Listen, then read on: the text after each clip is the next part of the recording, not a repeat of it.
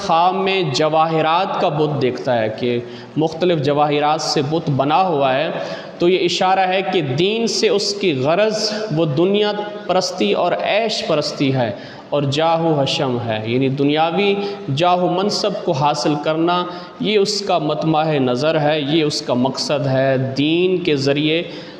इन चीज़ों को तलब करना।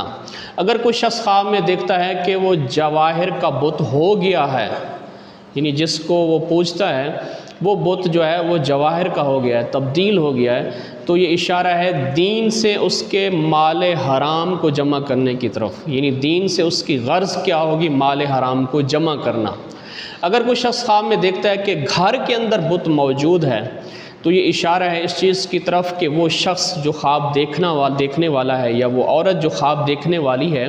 वो ख़ुद अपनी अक्ल व दानिश पे आजिज़ और हैरान हो